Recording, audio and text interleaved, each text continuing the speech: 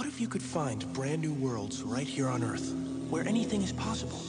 Same planet, different dimension. I found the gateway.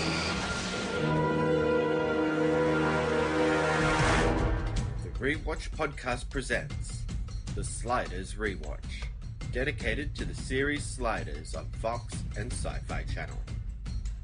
Join us each week as we continue crossing the Einstein-Rosen-Podolsky Bridge and find ourselves in strange new worlds. Email your thoughts on each episode to the rewatchpodcast@gmail.com. Join us on Facebook at facebook.com/rewatchpodcast or on Twitter @rewatchpod.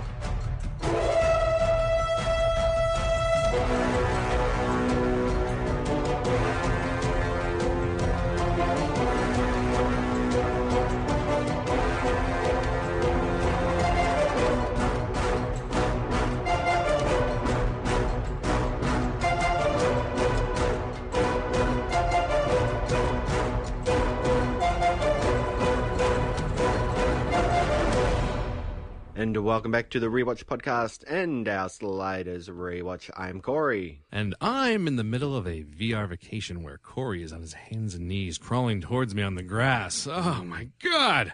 Sounds hot. It's very hot. It's like 90 get degrees. in on that action. I'm going to just put on my glasses. And thank you for joining us, of course. This week we're discussing 2 more episodes of Sliders. This week it is Common Ground and Virtual Slide. So getting into the first episode today, Common Ground, written by Chris Black, directed by Reza Badia. This originally aired on June 15th of 1998. All right. We're Sliders. Remy. Hush, girl. I'm not letting them go to work on you again. Your army invaded our world, too. Only we couldn't hold out as long as these folks. And my friends and I, we needed a way out. Anyway, some scientists were working on this thing called sliding. We stole their gizmo. Our bad luck, we would end up in a worse hellhole than the one we left. Possession of this technology by Homo sapiens is forbidden. The punishment is death. But my life still has some value for me. You saved it, so I feel some obligation. Don't get weepy on me. If I had known it was one of you ugly freaks under that suit, I'd have let you die out there. And you? Would you have let me die? Yes. What am I to do?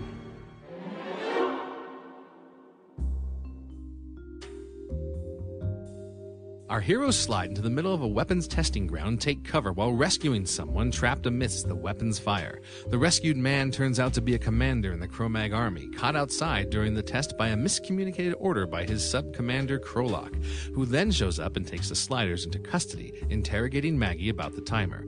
Luckily, the injured commander shows up, orders the interrogation over, and brings the Sliders to his command quarters.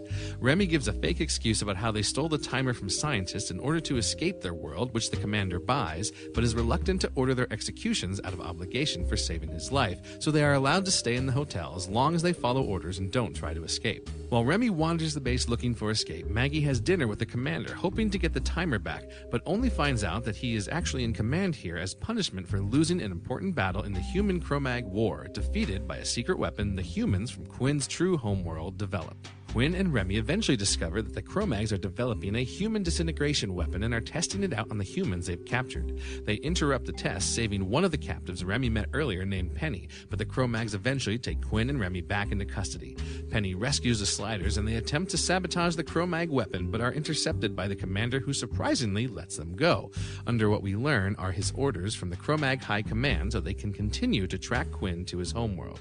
The sub-commander shows up and orders them disintegrated, but because of Quinn's ingenuity, the weapon backfires and the Cro-Mags present are vaporized instead while our Sliders slide. At your command. Dynasty has been tracking a rogue human for some time. He possesses trans-dimensional travel capabilities, and we have reason to believe he recently arrived on Earth 147. If any of your garrison encounter this man, do not detain him. I do not understand. It is not for you to understand. Do as you are told, and perhaps the disgrace that soils the clan Chromanus will be lifted. Clear? Of course. Efforts to penetrate the dampening field the humans have placed around our world have failed. It remains cloaked to our sensors, lost amidst an infinite number of worlds. And this human will change that. This human has the key to our ultimate victory. The tracking device implanted in him during his captivity on Earth 113 will lead us to our home world.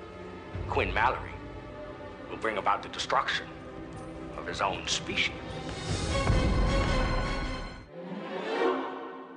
All right, so let's just look up some trivia here. Oh, We've got no trivia. Where'd the trivia go? There's no trivia. Apparently, I don't know. I'm sure that there are deleted scenes out there somewhere, but for season 4, we had trivia for the first 2 episodes. We will have trivia for, I think, one of our next 2 episodes, and then we will have trivia for the very last episode, and that's all. Very strange. Yeah, there's nothing else. I noticed on my season 4 box set that there are like no special features on the DVDs, which is very unusual because all the other ones at least had like some sort of behind the scenes featurette or something like that. Right, some right. outtakes or bloopers or something. So yeah, nothing at all. Very strange. Oh well. Yep. Moving on. Have you recaptured the test subjects? No need, Commander. Our scientists have informed me that Phase 4 is ready. So soon? Well, thanks to our ample supply of test animals, we've been able to tune the weapon to be human-specific more quickly than anticipated. When the device is deployed, there will be no place on the planet for the vermin to hide. Commander? Proceed with the tests. This is a great day for the Dynasty. Yes. A great day. Let's get into our discussion of common ground. Okay, so, we start with another Cro-Mag invasion. They're really setting up that the Cro-Mags are playing a big part in all of this stuff. Like I said, I'm kind of interested in getting into it. I mean, it's very coincidental that they keep sliding into worlds that are invaded by Cro-Mags now. Right. I guess the Cro-Mags have really stepped up their invasion plans. Mm-hmm. But, in the infinity... Yeah. of worlds, they keep coming across the Cro-Mags. So what do you think of all this? I don't mind the Cro-Mags as much as I thought I would. I liked the Cro-Mags when they first appeared in that one episode, Invasion. And then as time went on, I remember thinking, I don't really like this, but rewatching it now, I don't mind it as much. I don't mind the Cro-Mags. I think it's, like you said, it is coincidental that they keep landing where Cro-Mags are all over the place. That's a little convenient, but it's what it is. I don't know. I don't remember a lot of, like I said, I don't remember a lot about this season. But maybe it's just like right now that we're seeing a lot of Cro-Mag stuff. Maybe it evens out as we go through the rest of this season. I just can't remember. I think maybe it does. I think it maybe evens out. This time around, they do something a bit different because you think like, what are they going to do? Our 3 sliders at this point. Mm-hmm. Are they really, the 3 of them going to be able to take out the entire Cro-Mag army by themselves? You can't really expect that that's where the show's going to go. Well, right. The 3 of them versus every Cro-Mag. So they mix it up a bit. And here in this episode, we have kind of like, the episode's called Common Ground. So it's kind of this common ground kind of thing. Our sliders relating to problems that a Cro-Mag has. Right. And that comes in the form of Chromanus. Mm-hmm. It took me, actually, I had to like skim through the episode a 3rd time. Because I watched this a couple of times, I watch the episode and then I go through and I get clips and make notes. Right. And then the 3rd time is when I heard his name Chromanus. So they don't... yeah. It's like in that one scene with the communications about Quinn and letting Quinn continue sliding. They mentioned the House Cromanus. That's why I called him just the Commander. I was like, I don't even want to. I'm not going to try to figure out. It's Commander. We're not going to see him again. I don't think. So I'm just like, no, it's Commander. Well, he died at the end, which is a shame. Oh, that's right. Yeah, because I kind of like this guy. Like, as a Cro-Mag character, I wish he was a reoccurring character that maybe they could have run into. You know, they have this tenuous meeting here at the beginning and this back and forth about, you saved my life and now I owe you one, but now I've done this for you, so we're even again, and are we enemies again now, or can we continue to share that common ground? Who knows? But yeah, I'm kind of annoyed about how it ended, but I think the setup for it was really cool because Maggie saves him. He gets blown up during this quote-unquote weapons test, and then they realize he's a Cro-Mag, and of course they throw that back in his face, saying, like, we saw someone in peril, we saved him, but if we'd known that you were a Cro-Mag, maybe we wouldn't have saved you. Now, see, what I like about this, and I, like I said, many times, I check out and mention the continuity, I check out Earth Prime, and I check out just a couple other sites. I just, I do a little bit of research what other people have said about the episodes that we're going to be looking at to see what they said about it themselves. And I actually did like Cromanus. I like the idea of a kind of good bad guy, or a bad guy that has a heart of gold. That's kind of cheesy, but a bad guy who maybe turns a little bit or has some more what's the word? Some morals, I guess, that relate to, humans, maybe. I like that idea. Someone said, I forget where it was, maybe it was on Earth Prime, or it might have been one of the other sites, that they didn't like the idea that there was a good Cro-Mag out there. They liked the idea that it was just, the Cro-Mags were just pure evil, and that's what that's what they were going to do. They were going to come after you, after your dimension. But I don't know. I like the idea of there's one who sees all this stuff happening with the Cro-Mags and doesn't like it. He wants to change it.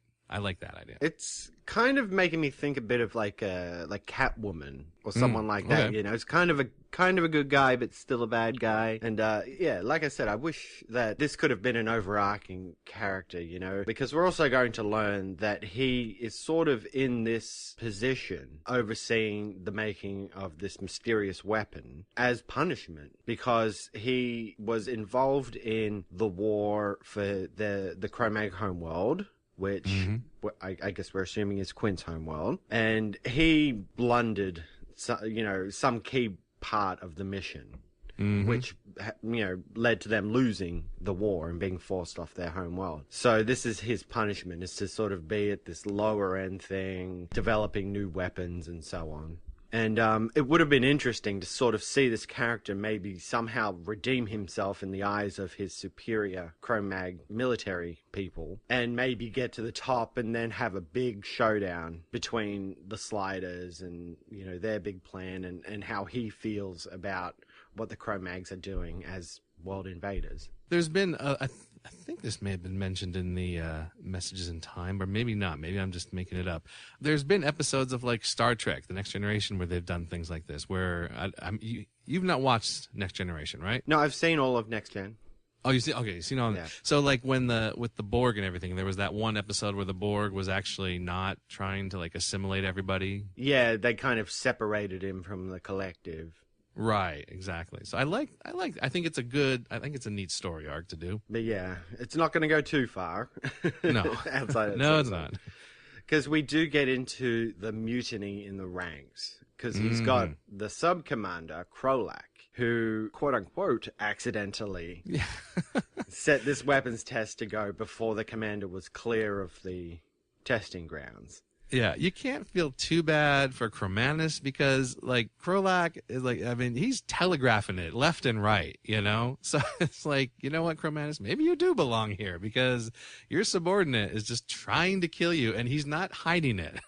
Yeah, it was very well played out, especially the scene where Cromanus gets a FaceTime from Cro-Mag Central or something. Right. And he gets this whole thing about how they're not to detain Quinn and the Sliders.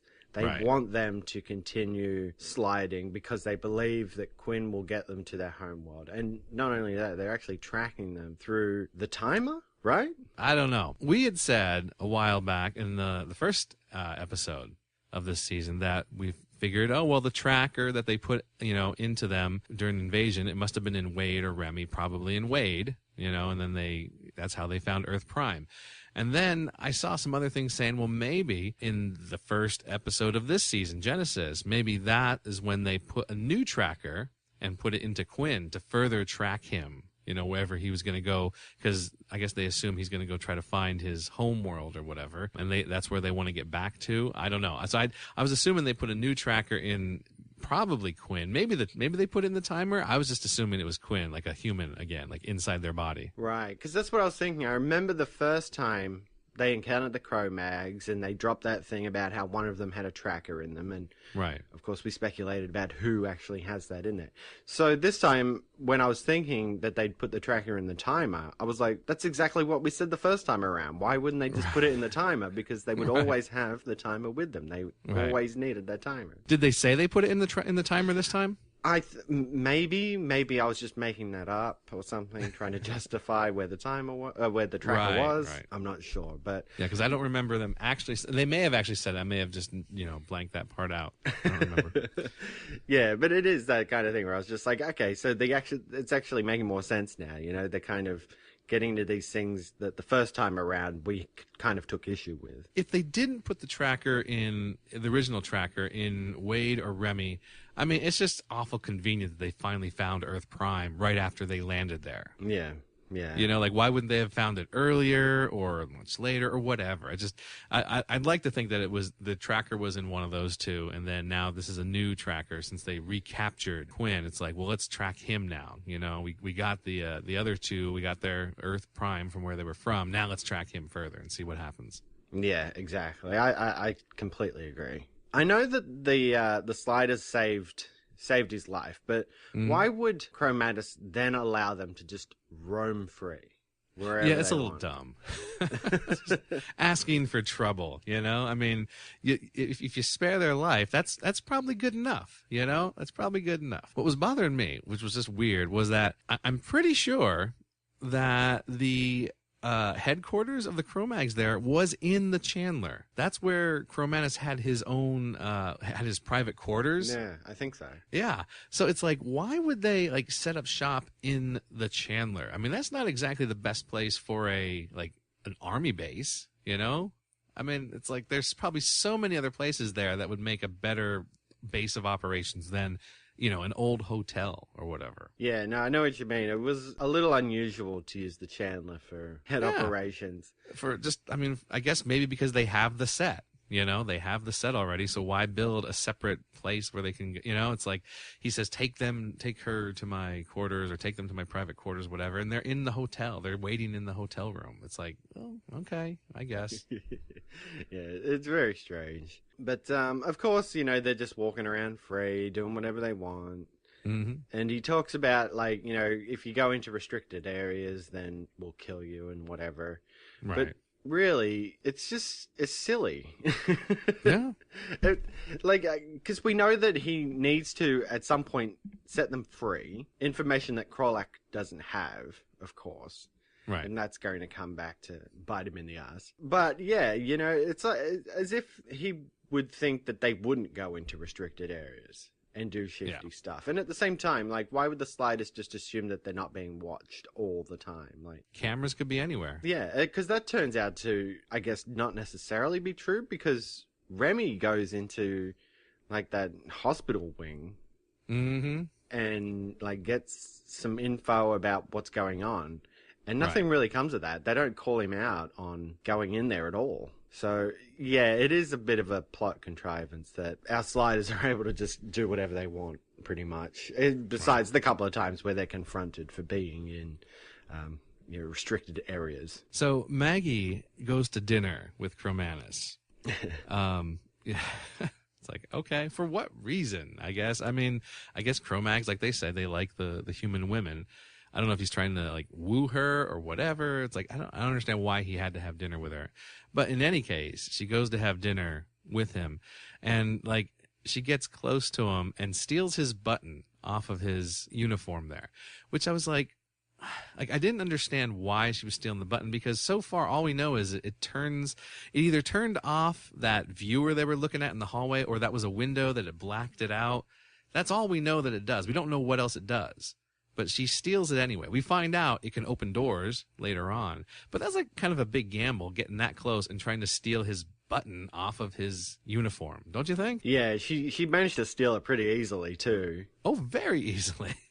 I was thinking it must be like the next gen comm badges, like attached magnetically or something like that. And he just didn't feel it, I guess.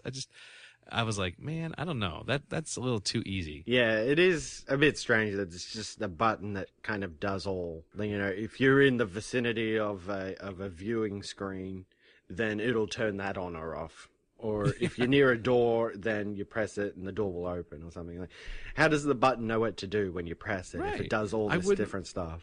Yeah, if I was there, I wouldn't have assumed that that's the way we're going to open up doors, you know? It's like, that doesn't make any sense.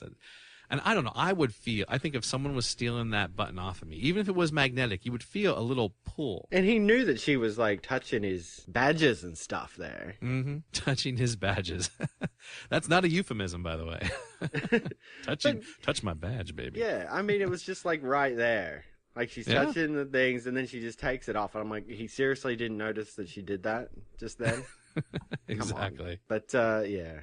All right, we get in this whole thing. There's all these like people who are sick and dying from radiation poisoning, and all we hear about is this project that's going on, and somehow is related to radiation. And they've got the people doing all this work with the radioactive material to build something, and it's people are at different levels, and pretty much like there's like the really sick and dying or dead people who are just absolutely done, and then you've kind of got people who are just sort of, I guess, maybe started working on it, and that's where Remy meets Penny, and he says, well, you know, you're still all right, we can get out of here, to which she says no, and she won't go with him, but she says something about genetic engineering. Right? Yeah, she said something, and I don't understand if, like, the project. I was figuring they're talking about the weapon that they're developing to, you know, annihilate the humans. You know,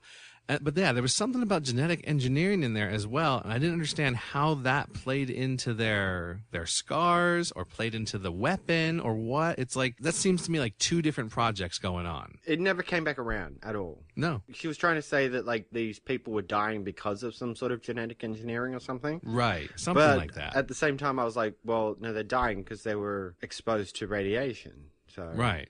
Yeah, I don't know what that was all about, but yeah, really, at the end of the day, it seems like they were working on developing this weapon, which probably runs on some sort of nuclear material. I mean, maybe that was a subplot that was deleted, and we just don't know about it. You know, because there's no trivia, like we said. Maybe, I don't know. But you know, of course, Remy's like upset by you know what he saw. Naturally, you would be, and he goes to see Quinn, and they have a good little scene together about the hatred of the Cro-Mags. So I know that at one point Quinn says something like, you know, at the beginning of the episode, where they realize that it was a Cro-Mag.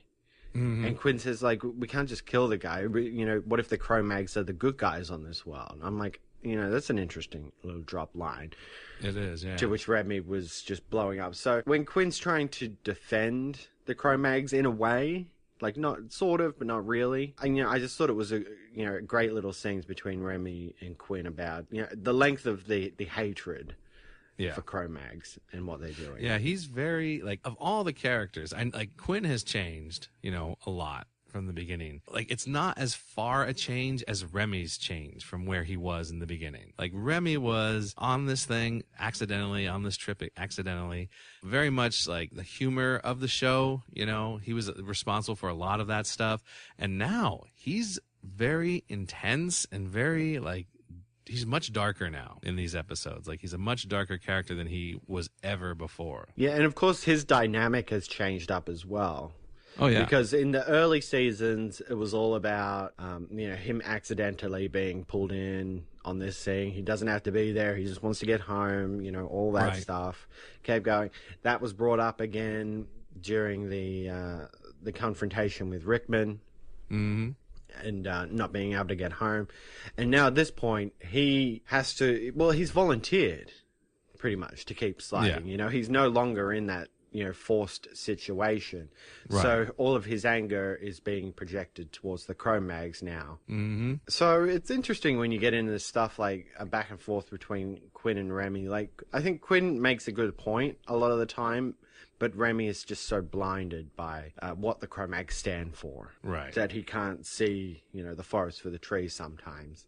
Yeah. You know, and it's kind of the Maggie Rickman dynamic in a way. Like, you know, when we catch up with them, are we just going to hold them down and slaughter them? Or to which Quid makes the point of, you know, we can't be like them. If we just do to them what they do to us, then really we're no better than they are. So it's an interesting dynamic, you know, and I hope that gets fleshed out as we move along. Mm-hmm. So getting into this weapon that they've developed, it turns out it's a weapon that disrupts subatomic particles in living tissue. And what they've actually done is able to set it to specifically target humans. You know, this is a huge thing. Like, can you imagine the Cro-Mags having all these attached to their manta ships as they invade worlds? I mean, it's probably a good thing that our sliders came across it, right?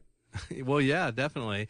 I mean, because this is the type of thing, like, you know, whether you put it on the manta ships or even handheld, whatever they decide to do with it, you can just, like, wipe out the humans without destroying anything else around them. Yeah, exactly. Like, if they built it on a large scale, they could just take out an entire world with one blow. I mean, it's like the Death Star, you know? Like, it could destroy all of Alderaan, but only the living beings on Alderaan, and leave the planet for, you know, their plucking later on. They find out that they're testing this weapon down at what they call the pit, which is a very gross name for a testing. And it works. Yeah, they've got it to work. So they, of course, get caught. It's the whole thing about Remy. Like, he has to go out there and do something. Yeah, now Remy's jumping in and saving people instead of Quinn. Yeah. It's not just him. Yeah, and it was because Penny was there too, and we kind of set up her. Like, she's kind of a non-character in this episode, really, but she's that character that sort of just helps our main characters move the plot forward. Right. There was nothing about her that was like, oh, well, I feel really bad about her. I need to know more about her. She was just there. Yeah, exactly. But yeah, so she was there. Remy steps in. Penny gets away. Like, a few of the people get away, but they're all locked up. And this gives Penny the chance to come and bust them out. And, of course, give them the chance to go ahead and try and destroy the weapon. You know, as much as I didn't like that they killed off Cro-Manus by the end of this episode, I still think it was a pretty good scene because, you know, Quinn comes in and he's playing with all the buttons and stuff. I do love that he says, like, I just don't understand this Cro-Mag technology, but hey, I can do this and this and this and this. And he figures it out pretty quickly. He does figure out pretty quickly, because I was like, man, like, how can he actually know what it's going to do? Because, like, see, on this world now, as opposed to Earth Prime, we don't have any human collaborators on this world. It looks like it's just all Cro-Mag all the time. So there's no need for the technology on this world to be in whatever human language, proper English or whatever, just for, you know, sake of argument, you know, like there was on Earth Prime. You know, the hacker dude could get in there because it was all in English, because that's what the Cro-Mags use, the human collaborators. But on here, there's not. So, like, him messing around with the weapon, he's just flipping buttons and moving switches. So he got very lucky that it happened to work and just kill Cro-Mags then. Yeah, well, even though, like, all the labeling on the main console there was in Cro-Mag, the numbers were still, like, our numbers. Oh, were they? I didn't pay enough attention, I guess. As he's turning the dials, all the numbers, you know, they're just like, you know, regular people numbers. Interesting. So I was like, yeah, okay. But whatever. But Cro-Manus lets them go. He repays his debt, pretty much. You know, I guess this is under the guise of repaying his debt. Exactly. Because we know that he has to let them go. No matter what, he has to let them go, yeah. And of course, Krolak busts in like a douchebag. And just, this is where he's full mutiny. You know, gets Cro-Manus down. Of course, Cro-Manus actually gives the line where he says, like, you don't know what you're doing. To which Krolak was just like, I'm going to be commended for this and blah, blah, blah, blah, blah. And you're just like, man, if your plan actually works, you are probably going to get yourself killed yourself. Exactly. They will kill you for continuing to detain the Sliders because you are not the commander and you don't know everything that the commander knows. Exactly. Yeah, he's in a bad way no matter what. Like, if he detains the Sliders, he's in trouble. If he fires the weapon, which he does, he's in trouble because he's dead. So, it's like there's no way out. It's kind of a love-hate thing, really. Because he fires the weapon. Both Quinn and Cromanus know that the weapon is going to backfire. Yes. And Cromanus sacrifices himself to make sure that they keep going. Which you can look at like he's saving them at the same time he's letting them go like he was ordered to. Exactly. So, because of Krolak, he now has to die in order to make sure that order is carried out. So it's very ambiguous towards the end. And like I said, I kind of wish they hadn't killed off that character because I like the character as a strangely familiar enemy. Yeah, it would be neat to have him come back at some point, to see what has changed over the years, or over the season, I mean. But all in all, I kind of like this episode. I thought it was really good, very well played out, and some great character moments too. Yeah, I didn't mind it. I did not mind it. The episodes we're looking at now, just to say, it's not the Sliders that we started with. It's a different show now. It's a really different show now. And that's how I've been looking at this whole season. With season 1, 2, and 3, it's like 1 and 2 loved, 3 slowly you saw the death of the show that you began with, and then now this is kind of like, this is a whole different show. It's not the same show anymore. And if you look at it that way, just a different show, it's a lot more enjoyable than if you just lament about how it could have been better, because it's not going to be better. It's not going to be like the show was in the beginning. There's nothing that can be done about that now. So in order to get through the next 2 seasons, you kind of got to have a different mindset, I think. Otherwise, it's just going to be hell. Yeah, well said. And now it's time for another episode of Tech Talk with Quinn Mallory. Racking my brain for hours, hoping it was just a temporary lapse, just a VR hangover. I can't remember how to build a sliding machine. This has been another episode of Tech Talk with Quinn Mallory. All right, well, let's get into our second episode discussion. The episode is Virtual Slide. Side note, I really hate the use of virtual reality, but we're going to get into this. Oh, really? Okay. Do you have a personal experience with virtual reality or what? No. Just it's very 90s.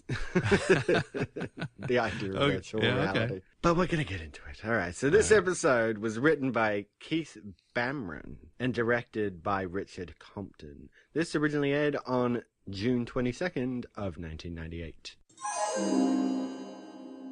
How long have you been here? Over an hour. Sorry to keep you waiting. I'm Brigadier General Randall Simmons.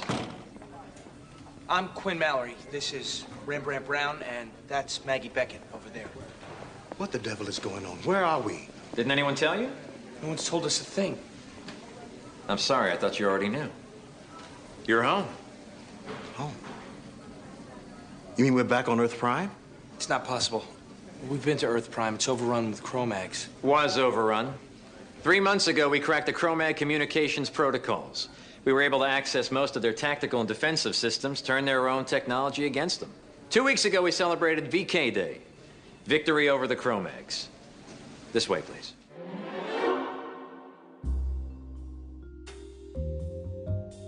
We begin with our sliders running from cannibals and sliding into what appears to be an abandoned city when a bomb explodes near them and They are thrown clear.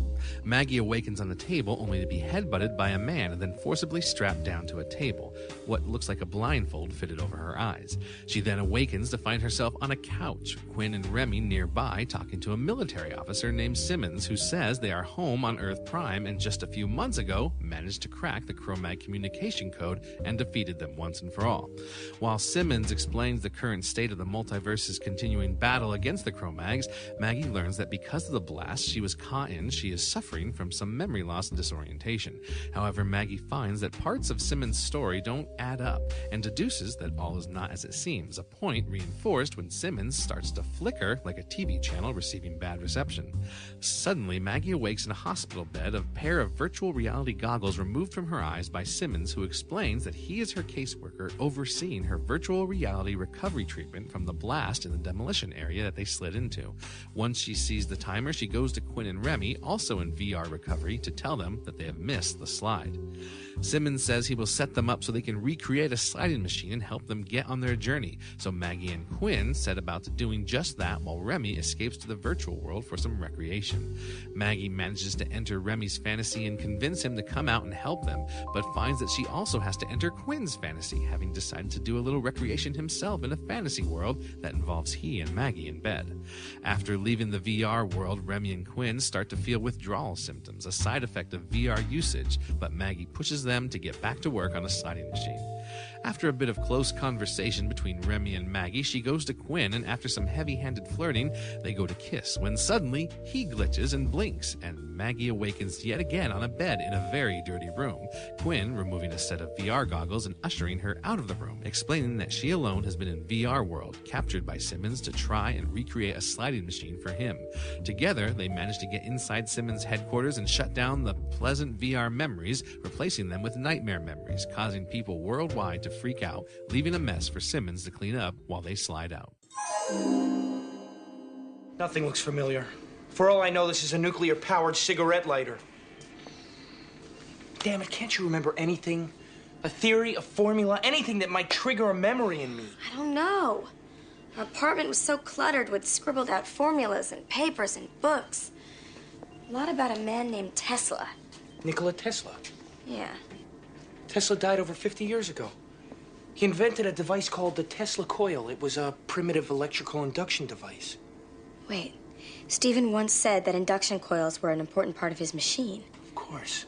You need to generate a huge burst of power in order to open a sliding vortex. Okay, we've got a place to start. Wait. There's something else. It seems so silly I almost forgot. What's that? Bump, bump, ba-da-da-da. Bump, ba-da-da-da. Bump, ba-da-da-da. He made me memorize it. He said it helped him remember. Remember what? I don't know. He died before he could tell me. A musical clue. Rembrandt. Okay, so looking up some more trivia on this one. Oh, well. Yep, nothing again. Sad days for season 4. Now, I will say, looking ahead to season 5, it looks like the majority of the episodes in season 5 do have some trivia to them. So it's just this blank wasteland for season 4 for some reason. Well, I think we should throw out there to the listeners, or we ourselves, I guess, could come up with it because it's our show. Mm-hmm. But maybe we need another segment to throw in for when we don't have trivia. Right. I have to think on that. But if anybody has ideas, stay to the end of the show. We'll be giving you our contact info. Remy, are you okay? I feel sick. Look, if I could just get back in the VR world for a while, I'm sure it'll pass. Forget it. Don't you see what's going on here? These things are like a drug. Just jack in and make all the pain go away. Well, no. I'm not going to be stuck in a VR coma for the next 29 years. If we're going to get out of here, you guys, we have to work together. And that means going cold turkey. Hey! Maggie, no! Yes! All right? Enough of this! Maggie, no! That's it. It's over. Rembrandt. That's it. Now let's get back to work. All right, so let's get into our discussion of Virtual Slide. Okay, so the episode opens, and we're escaping cannibals in the jungle. Yes, we are. A callback, like you say, to the first season episode, maybe? Yeah, I think there was a couple of times where they mentioned cannibals. I think it was after Fever. Didn't they slide into a world of cannibals? Exactly. Yep. What it reminded me of is when they're running through the jungle, I'm like, isn't this how the Breeder opened with them running through the jungle? Sure. And then they slide into like this demolition zone or whatever, the abandoned city. I was like, there's so many episodes that they have slid into where there's an abandoned city just like this. I'm like, this all looks very familiar to me. Yeah, it looks exactly like, the demolition zone that they slid into last episode. Right. It's like, whoa, okay. Wait, am I on the right episode here? Okay, let me check. But they do something very strange here at the beginning because Maggie is caught up in this explosion. She's injured and taken away, and then she's tied down, and then they put the VR goggles on her. So they kind of, I think, play the hand too early because, we're going to see how things play out. And then by the end, it all comes together because, when she first wakes up out of VR, you're thinking, well, this doesn't look like where she was tied down before. Right. So I think in the back of my head, the first time I watched this episode, I would like to think that I was thinking that this whole thing is about VR. That Maggie was in VR the whole time. It's hard to tell because I kind of already knew that, but I'd like to think that, I'd figured that out the first time I'd watched it. Well, see, I forgot, like I said, last week, I couldn't remember what either of these episodes were about. And so I as I was watching it, as we started to go into it, after we get the initial, couple minutes here, I was like, oh yeah, that's right. I think I remember what's going on here. But I thought when she first woke up and was hit and then tied down, I couldn't tell that it was the VR goggles myself. To me, I thought, oh, it looks like just like a blindfold or putting something over her face. I didn't realize it was the VR goggles then. I thought it was just a blindfold they were doing. I didn't realize that until later that it was. But to start off, she wakes up on a couch in the hospital, or what appears to be a hospital. It's some sort of central command. It's probably the Chandler, for all we know. Yeah. But they're on Earth Prime.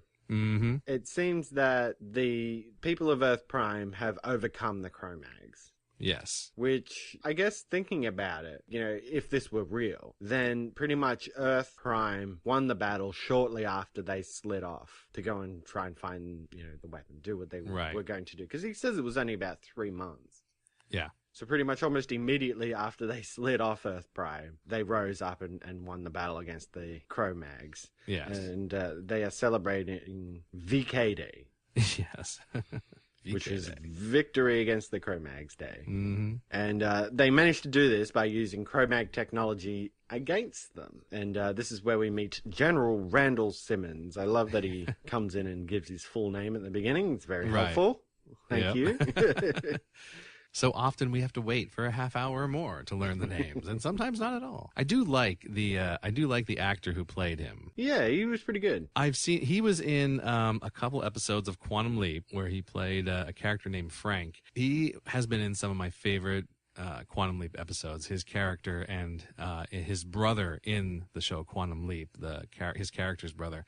Really touching episodes, very, very intense, very well done episodes of Quantum Leap that he's been in. So when I saw him, I was like, oh my God, it's him, it's Frank. Yeah, he kind of reminded me of Birch from Aliens. Oh, yeah, okay. He was kind of like the sleazy corporate guy who right. wanted to get the aliens for, whatever reason. Mm-hmm. I think that's kind of the characterization that they were going for here. Well, yeah. But, he sort of tells them that, they've beat the Cro-Mags, they've been sliding and liberating other worlds, and Simmons offers up a job. Right. To Maggie, and I guess technically to everyone, but yeah, he was kind of saying like, Maggie, you were in the armed forces, so why don't you come and join us? Mm-hmm. And she figures out pretty quickly that this isn't real. Right. She, she starts pointing out things like, you're a 1-star general, then why are you in charge? Exactly. To which he tries to say, like, different worlds, different ways of doing things. Yep. And that doesn't quite work, and she is brought out of this virtual therapy. Yes. Simmons is actually her caseworker. You know, it was kind of cool that they sort of got into this, but, you know, as the episode went on, the VR doesn't really play a lot into what's going on. Like, they don't do it a lot. Of course, we find out by the end that the whole thing is actually about that. Yeah, that was surprising. Yeah, but the episode is called Virtual Slide. Right. I think the use of virtual reality, like I was saying, was a very 90s thing. Mm-hmm. It's not like when they do virtual reality, it's all about, you know, putting on the glasses and seeing stuff. But like, how do you feel what's going on around you? You know, like I never felt that like virtual reality was such an immersive experience because of how they portray it with just putting goggles on. I can understand that. It's not what you would expect, where you just like feel like it was totally real. Yeah. Yeah, they did it in the X-Files as well. But you know, I kind of like this use of it, you know, as therapy. So it's more like you're sleeping or something like that, and they're sort of putting images into your mind. I will say it.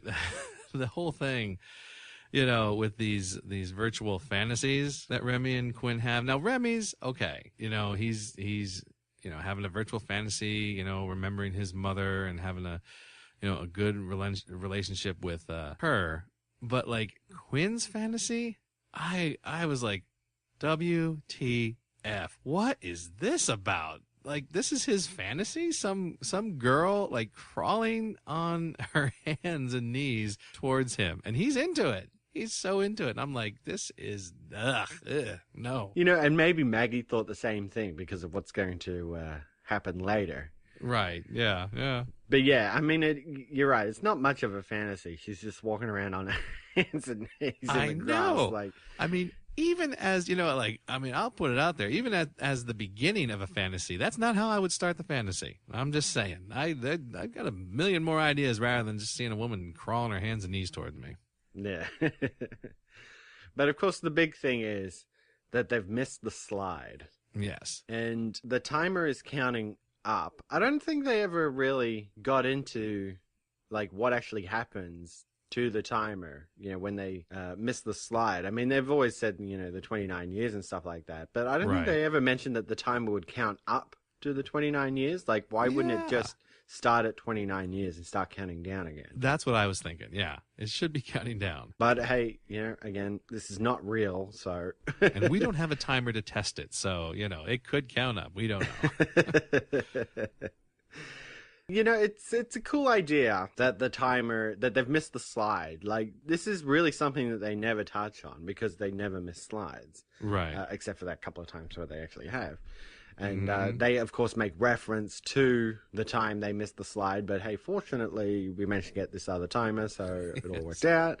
Exactly. Pretty much, Quinn goes straight into, let's make another timer. Now, not the first place you would go, I don't think. I mean, I understand, like, they need to, like, they don't want to hang around there for 29 years. But why would you build another timer? Like, if you could just make it again, why wouldn't you be able to just take the timer that you have and sort of just rejigger that so it no longer says 29 years? Like, I think when you start getting deeper into this idea of missing slides, the whole thing kind of falls apart a bit. Right, right.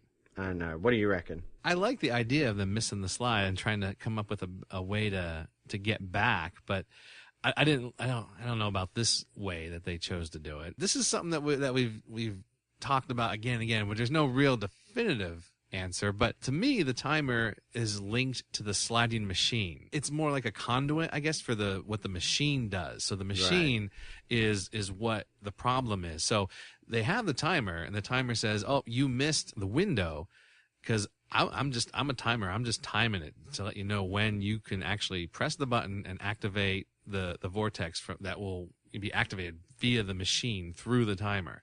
So if they miss the window, then they could make a new timer. It can count down, but it has to be linked to a machine that knows that they haven't missed the window. If you gather what I'm saying, like they have to have a new machine that will activate the vortex. That's the way I see it. Right, yeah, because I'm still thinking of the timer as its own autonomous thing. Yeah, and you would, because we never even touch on the sliding machines really after the first season. You know, the first or second season, we don't really talk about it that much. I mean, they try, when they go back to different Quinn's you know, his home and cross different worlds, they go down into the basement a couple times to see if there's sliding equipment, but there never was, or whatever. There was different reasons for why it wasn't working. So, you know, like that's the way I've always considered it. The sliding machine is linked to the timer, and that's why they can't just build a new timer, because it's the machine that is actually the thing behind the timer that makes it work. Well, and at the same time, they've already set up that they can activate the vortex early. So, like I said, when you start trying to delve deeper into the fact that they've missed it and that they want to build a new timer and whatever, it really does fall apart. Because why couldn't they just take the timer and just activate the vortex now whenever they want? Like, I understand it could burn out the chip or whatever, but it's not like they're doing it all the time. They just do it this one time because they missed the slide. Right. Again, they haven't really gone into whether or not they can do that after they've missed a slide or what. So, I don't know. Maybe if they activate it early after missing the slide, maybe that would be like a catastrophic failure for the machine, because like when they were activating it early originally, when they were sliding at will and it started to burn out, it wasn't like a great time period, like 29 years. That's a pretty major time period. It's almost 3 decades, practically 3 decades. So maybe that would cause even more of a strain, because the vortex, maybe because what did they say, like the closeness of the two dimensions, you know, or whatever, maybe it would be so far apart between the two dimensions that it would really like just destroy the timer from working permanently. Maybe. I don't know. Yeah. Anyway, you could try to explain it away, and it doesn't matter.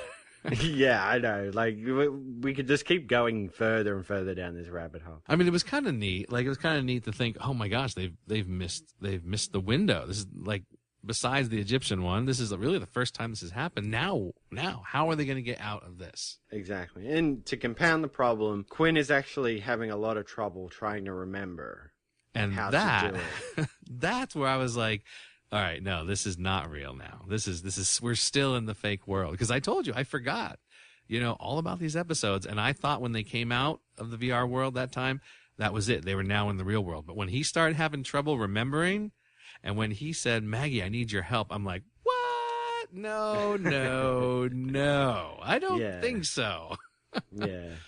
And, why couldn't he reverse engineer the timer? Yes. Like, why could he's got it there. He should be able to look at it and reverse engineer it. So I think like Quinn's character should be able to recreate that machine no matter what. Yeah, exactly. We've seen him do so much, in so little time. Like he would shock the professor in how quickly he could fix things and whatever. Exactly. So see, this is how we know that it was just VR, because this is Maggie's perception of Quinn and Remy in this world. So she doesn't have the knowledge of how to make the timer. So obviously her vision, her virtual reality version of Quinn wouldn't know either, because she doesn't know. Yeah, exactly right. And then we kind of start getting these dropped things of Simmons and this other cliched corporate woman. Oh my gosh, she was awful. She really was. She was like the definition of like stereotypical bad guy. Like you could see her with her hands like, ha ha ha ha, It's like, oh God, she was bad. Yeah, and of course the cliche of like Simmons being like, oh, we can get this technology and we'll be so good. And then by the end, it's just like, no, you did all this yourself. The corporation had nothing to do with it, so you're the fool guy. Go away. Exactly. Yeah, whatever. It's like you said, by this point, we're pretty sure that this is still VR. Yeah. So getting into May's mindset, I thought it was strange that she would have all this stuff about knowing about how Remy has an estranged mother or something like that. Like, I don't think we ever really brought that up. Did he have like a heart-to-heart with Maggie about his mother one day or something? I don't know. I don't know where that came from. I was like, really? I don't remember anything about his mother. And she's like, yeah, I got the impression that you had a bad relationship with her. I'm like, really? I'd never heard of that before. But it is a good exercise in like how she views them. So like Remy sort of, being mentally stressed and stuff like that, wanting to get away. of course, having this whole thing about having a really good singing career. Right. And of course, Quinn swooning over her as well. So the really neat cool. thing about her opinion of Remy, though, is that even, with the singing career and, being stressed out about this and that, she sees him as like a strong moral character. Because he has this woman that is like just practically ripping his pants off, She says she's taking a little dictation. But, I don't know what that says about Remy. I'd be mad. But I'm like, she sees him as like a stand-up moral guy who would not, cheat on his wife, hurt his kids or anything. So she views him very strongly. The woman's name was LaToya. Yeah. Was it supposed to be LaToya Jackson, do you reckon? I was wondering that same thing because I was thinking, is that supposed to be her? I don't know. I can't really remember what LaToya really looks like, but I guess it could have been. Maybe on a virtual world or another I did world. mean to look it up to see if it actually was LaToya Jackson or something. Like you said, I really have no idea what LaToya Jackson looks like. I don't. Well, I have a vague recollection of what she looks like, and her hair was. I mean, back in the day, her hair was very big like that. Very typical. That style of hair during that time. But I don't think it was really her. But maybe it was supposed to be. But that was quite funny. She pulls Grammy out of that thing. She comes back to find that Quinn's now in the VR. Yeah. So she's like, oh, I guess I've got to go and take care of this now. So she goes in and, yeah, she's not too impressed with what she finds. Right. Well, the funny thing is later we find out it's not Quinn's fantasy. It's her fantasy of Quinn.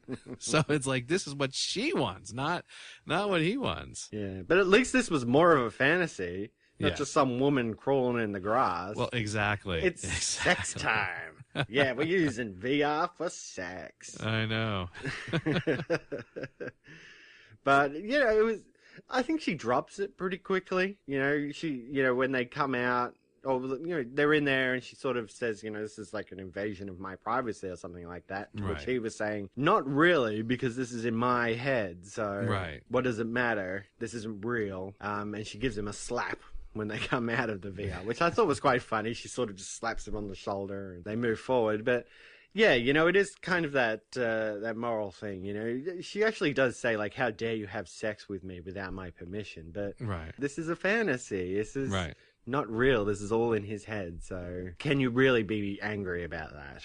It brings up something that I thought about. It reminded me of, there was an episode of Next Gen where Barkley, remember Barkley? Yeah, they called him Broccoli. Yeah, he had some kind of holodeck thing going on using members of the crew, and they felt violated or something about that because he was using their likenesses. That's what it reminded me of. Yeah, no, that's a good call. It was always very weird fantasies. Yeah. So they come out of the VR. Remy's having some sort of withdrawals from it as well. When they come out of the VR, like, I thought this was strange, and I didn't put this in here. I remembered it just now. Remy and Maggie are like talking. He's saying, "Wouldn't you like to see your husband again?" Da da da. And she's like, "It wouldn't be real." All this stuff.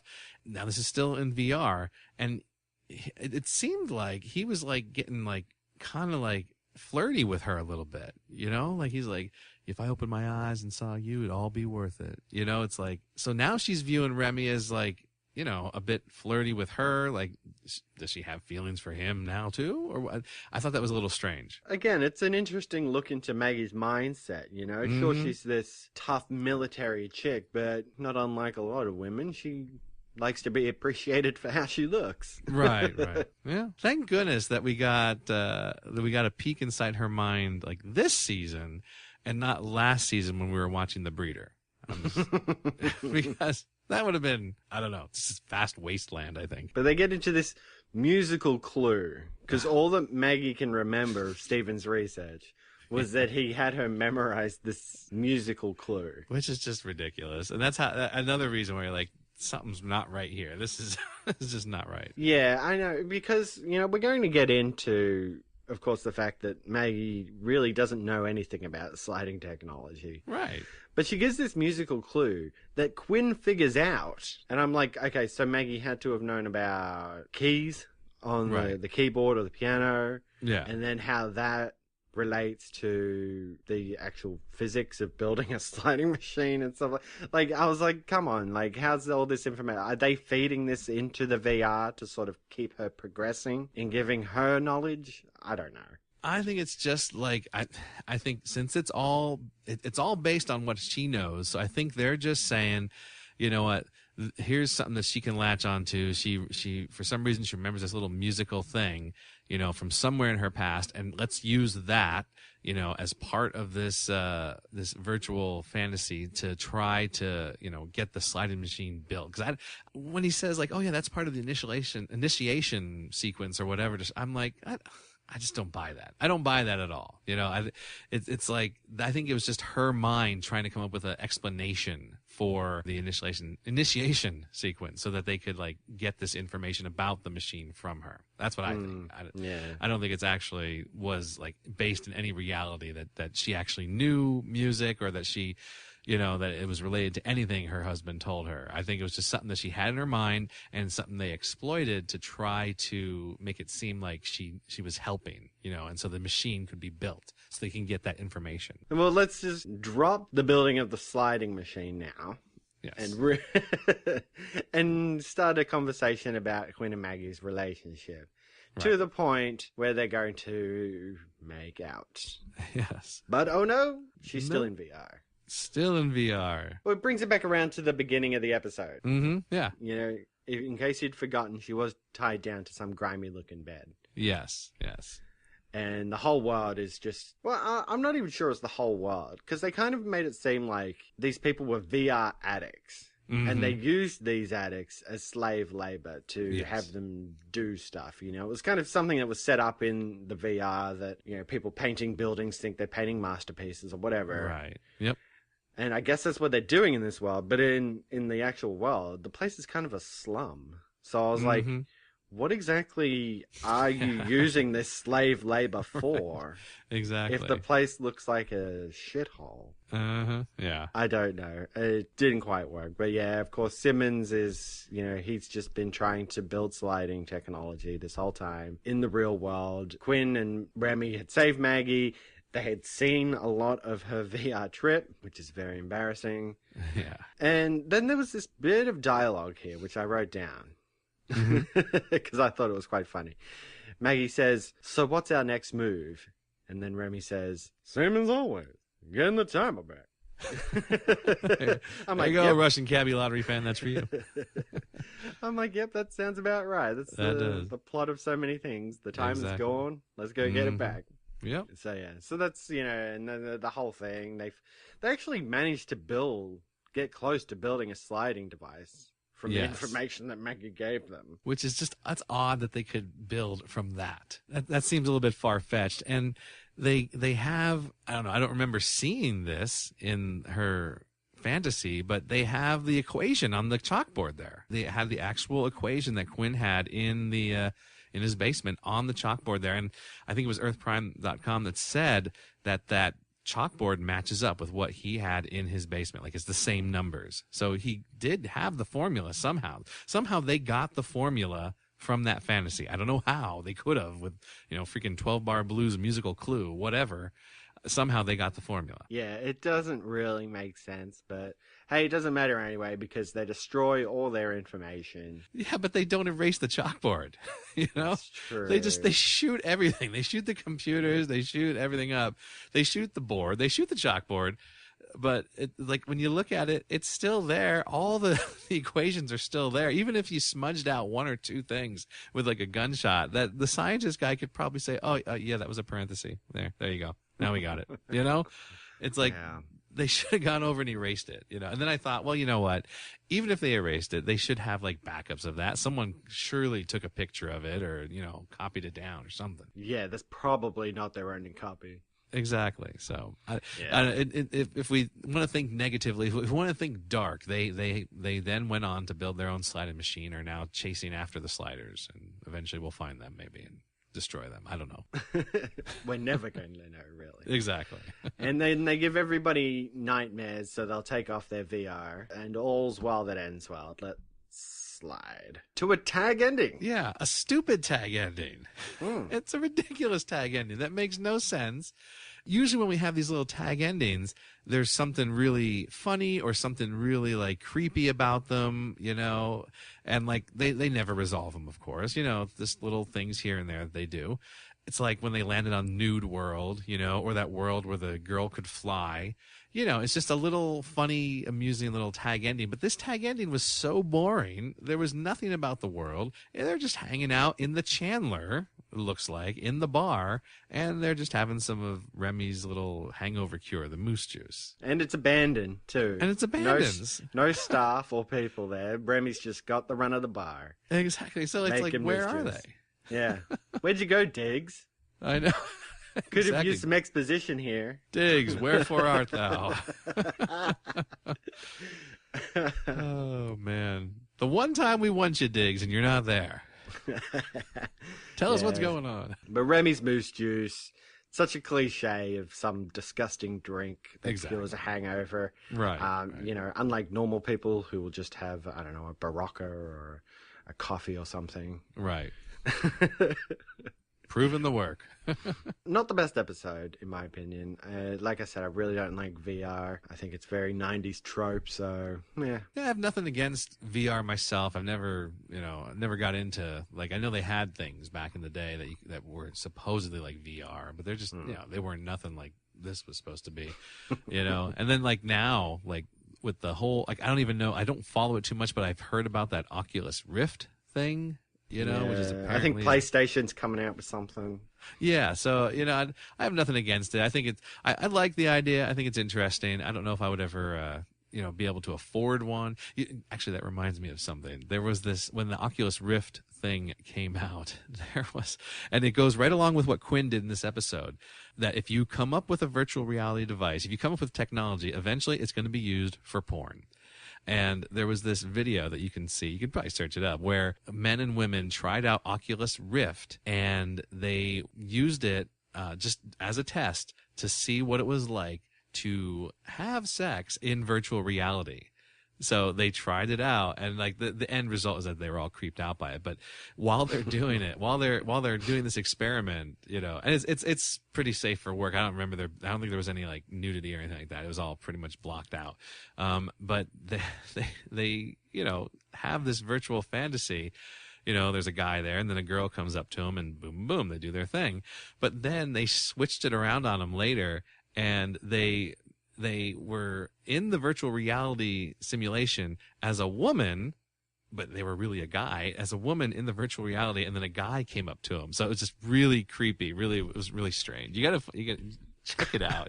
It's good for a laugh. It's good for a laugh, Interesting. Yeah. I've been able to tap into the VR mainframe, which is how we figured out what Simmons was up to. It's also how we eventually found you. We had to go through a lot of fantasies to get to you. You should see what people come up with. You monitored my VR trip? We were trying to find a way to get you out of there. You saw everything? If you mean, did I see your fantasy, Quinn? Well, Great. Hey, I'm flattered. Really, but we'll talk about it later. First of all, come here. We have got about 2 hours to get the timer back. I've tapped into their surveillance system. Does this look familiar? The lab. Your husband was a brilliant man. Putting the structure of the wormhole initiation formula in a tune was very clever. Yeah, but he found a pretty good place to keep it, too. The point is, Simmons got the basics. He could crack the secret to sliding. Yeah, and I handed it to him like one of his weak-minded zombies. Not for a minute. He had to try twice before he could even come close to getting inside your head. You don't know what he was doing to you, Maggie. Simmons played me like a fool. I would have given him everything. I would have given him you guys and never have known the difference. The only reason I know I'm out of it is all I can think about is jacking back in. That'll pass. Doesn't matter what Simmons did to your head. In your heart, you were trying to help us, just like you always are. Is this my fantasy Quinn talking? No, it's the real deal.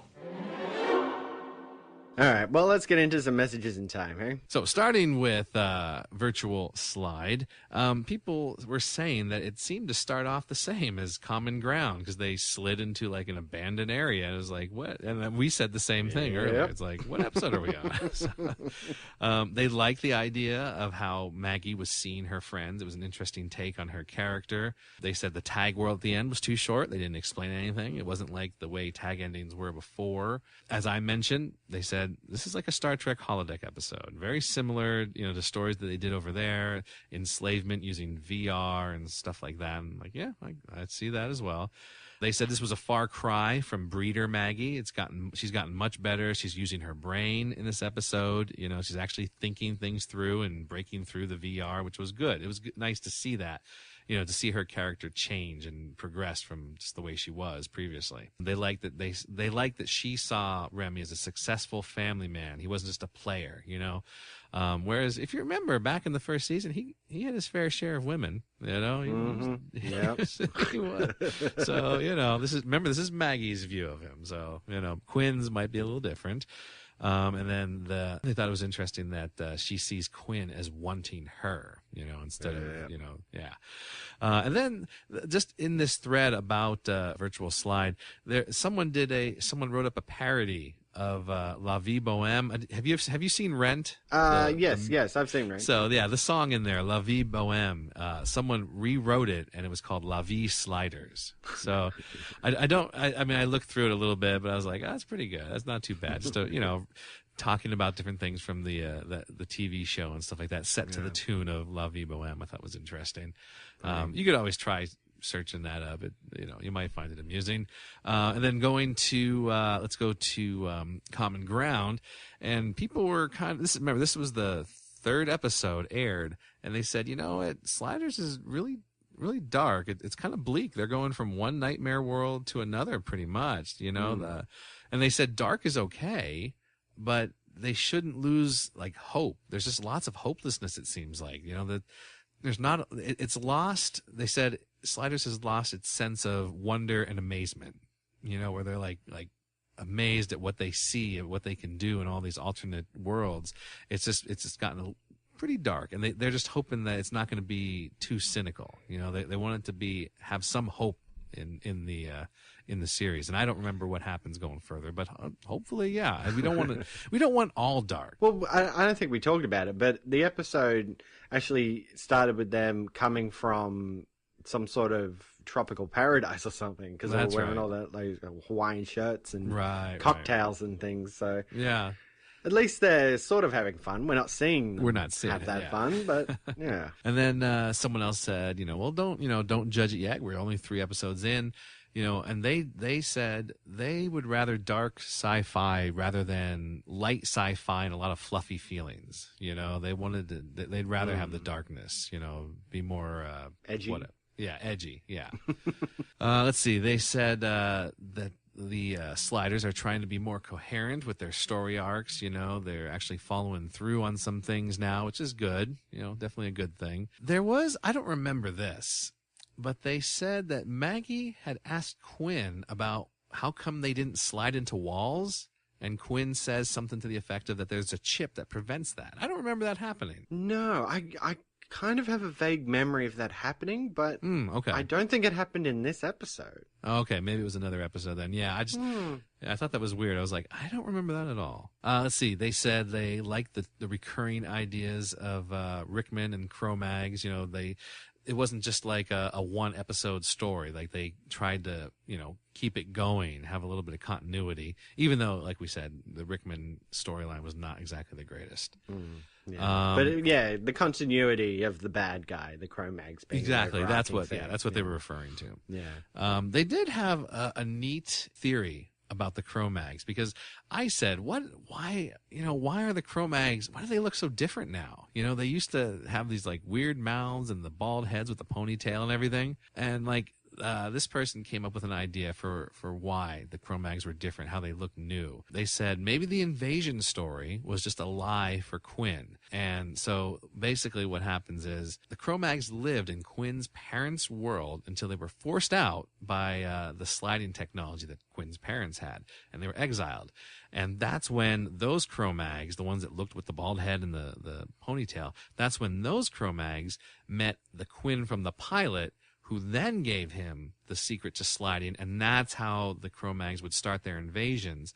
And they look a little different because in that exile that they've been in, they've been doing the whole breeding camp thing, trying to make hybrid Cro-Mags, and that's why their features have changed so much from invasion until now. That's a theory that someone had put on in the forums there. I guess so. They're a bit more militaristic now as well, so yeah, you never know. Works. I mean, it's their opinion, so it doesn't. It's like, whatever. It's good. All right. Well, shall we check out some messages from Earth Prime? All right. We got a big one. Yeah, we got an email from Nikki, who's a bit behind. Nikki writes, I just finished listening to the Sliders Rewatch number 3. So, third episode. Okay. Yeah, like right back at the beginning. I didn't read this, so I didn't see it. Yeah, okay.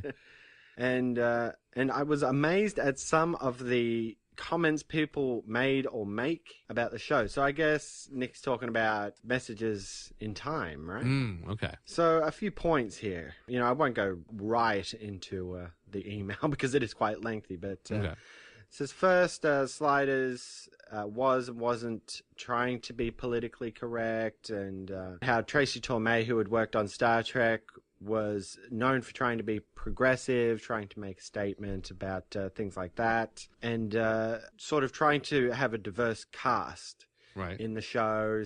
Young, old, male, female, smart versus book smart versus street smart, stuff like that. And then secondly, it gets into about how people thought maybe it was racist. I don't know, maybe we talked about that at the beginning, the 3 white people versus the 1 black guy. Oh yeah, that's right. Yeah, I remember that now. Yeah, because and when Remy was calling Quinn cue ball, people thought that was a reference to cue ball, like on a pool table, saying that he was white guy. Yeah. Okay. Yeah, I get it. It says that Hector Elizondo was slated to be the professor, but he didn't want to move to Vancouver, and Ricardo Montalban was also considered for the role. He was on the short list. I knew Hector was. I didn't know about Ricardo. So I don't. Of course, we don't know how accurate this is coming from a third party, right? I remember Hector was, I guess he was on I remember reading about it. He was on a talk show or something, and he had mentioned that he was, I was surprised that he actually mentioned it on a talk show, saying that he was supposed to be on Sliders,